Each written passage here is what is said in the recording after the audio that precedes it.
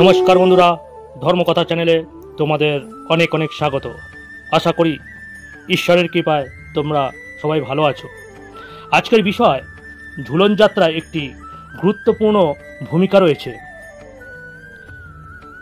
আগে বলে রাখা ভালো, আমাদের হিন্দু ধর্মে 12 মাসে 13 পার্বণ আছে, এটা কিন্তু আমরা সবাই জানি। এবং ভগবান শ্রীকৃষ্ণকে নিয়ে আমাদের অনেক অনুষ্ঠান আমরা কিন্তু করে থাকি। তার মধ্যে এই ভগবান শ্রীকৃষ্ণের বিভিন্ন রকম যাত্রা করে থাকি কিন্তু আমরা, তা ভক্তদের উদ্ধার করার জন্য। যেমন জ্যৈষ্ঠ মাসে স্নান যাত্রা, আষাঢ় মাসে রথযাত্রা, শ্রাবণ মাসে পালন করি ঝুলন যাত্রা, কার্তিক মাসে করেন রাসযাত্রা ও ফাল্গুন মাসে করেন দোলযাত্রা। এইভাবে 5টি যাত্রা কিন্তু ভগবান শ্রীকৃষ্ণকে নিয়ে কিন্তু আমরা পালন করে থাকি।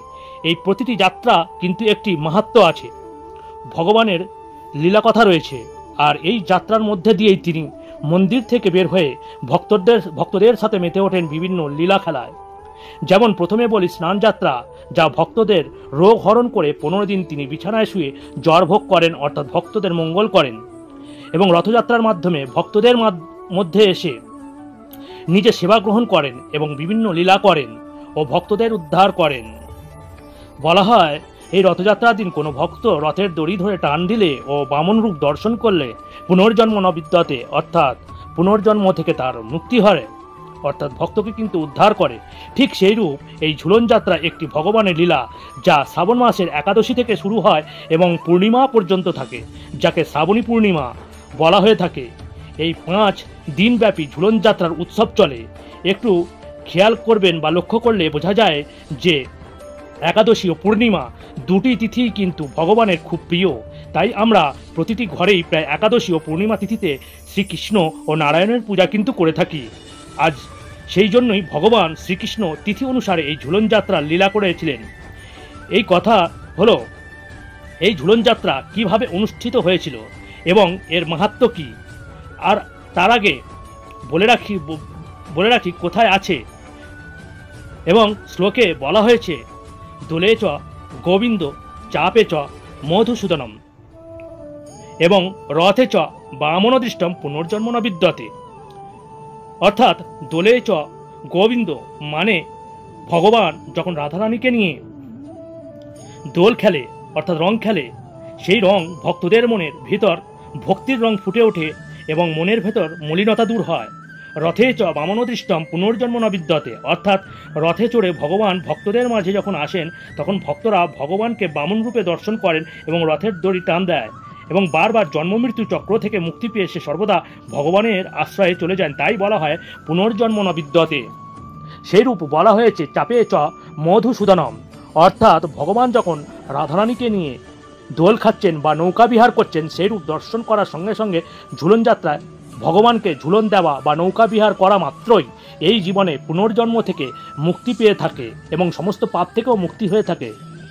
ভগবান শ্রীকৃষ্ণ রাধারানীর বিশেষ কৃপা ও লাভ করে থাকে। তাই এই ঝুলন যাত্রার যথেষ্ট মাহাত্ম্য রয়েছে, ঠিক রথযাত্রার ন্যায়।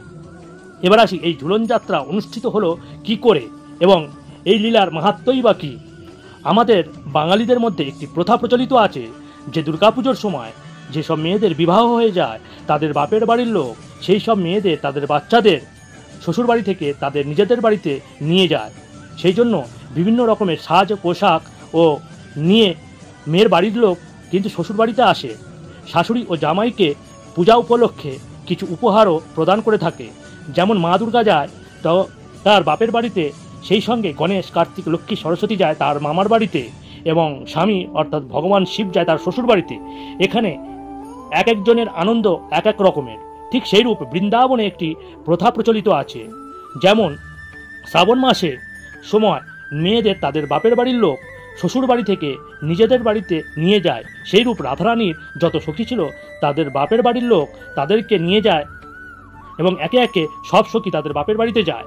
তা দেখে রাধারানীর মন বিষণ্ণতায় ভরে যায়, কারণ তার শ্বশুর বাড়ি মা ছিলেন শাশুড়ি ছিলেন জটিলা এবং তার মন ছিল জটিলতায় পূর্ণ ভরা। এবং সেই সঙ্গে তার একটি ননদ ছিল যার নাম কুটিলা, যিনি সবসময় কুটনামি করতেন এবং কুটনামি করে বেড়াতেন। আর এই দুজনেই মিলে রাধারানীর বিরুদ্ধে জুটলামি ও কুটলামি করতে থাকতেন।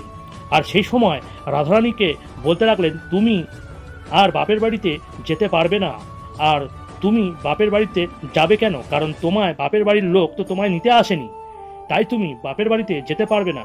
এই কথা শুনে রাধারানীর মন আরও খারাপ হতে লাগলো এবং তিনি বিষণ্ণ মনে ঘরে বাইরে বারবার পাইচারি করতে লাগলেন আর অপেক্ষা করতে থাকেন কেউ তাকে নিতে আসছে না কেন, এবং ব্যাকুলতা বাড়তে থাকে এবং ঘরে ঢুকে মন খারাপ করে বসেছিলেন।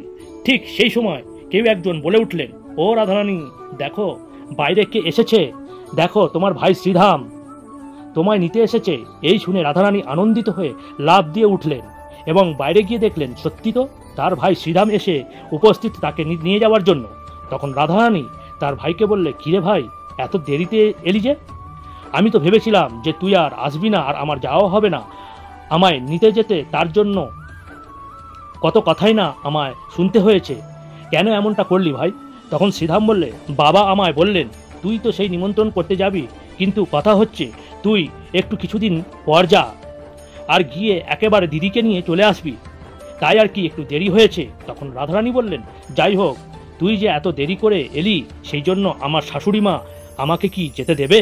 তখন শ্রীরাম বললেন, দিদি তুই চিন্তা করিস না, বাবা সব ব্যবস্থা করে আমাকে এখানে পাঠিয়েছে। দেখ, তোর শাশুড়ি ও ননদের জন্য ভালো ভালো শাড়ি পাঠিয়েছে এবং সেই সঙ্গে জামাইয়ের জন্য পাঞ্জাবি, সঙ্গে মিষ্টি ফল, তারা খুব খুশি হয়ে যাবে।